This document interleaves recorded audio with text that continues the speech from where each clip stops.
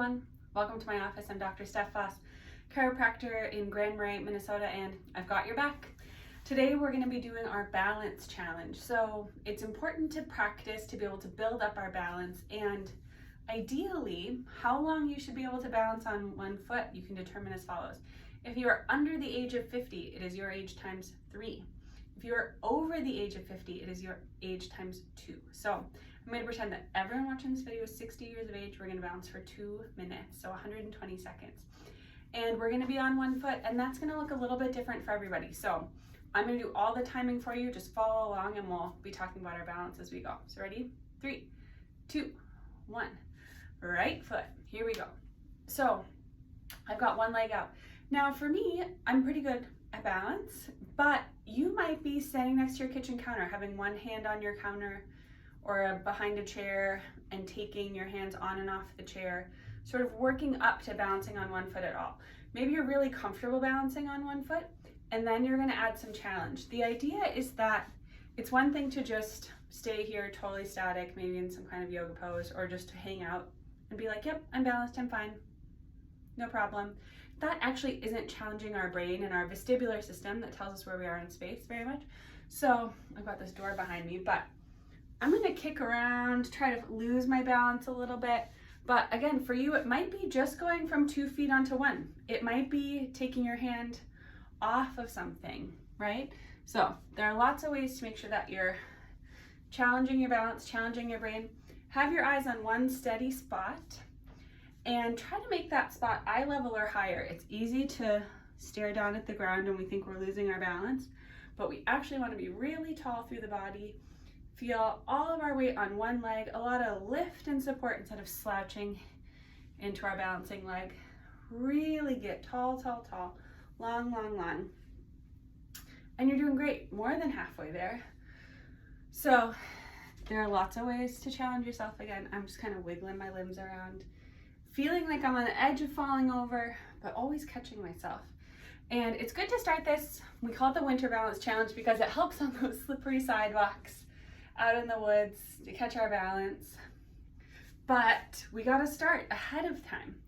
This is also a fun challenge to sort of keep track of your progress every day and maybe sort of play against somebody that you live with or some of your friends to see who can hit their goal first, see how much you're improving. All right, 3, 2, 1, come out nice and slow. We don't want to just fall out and be like, oh, okay, I'm done, but we want to come out with control.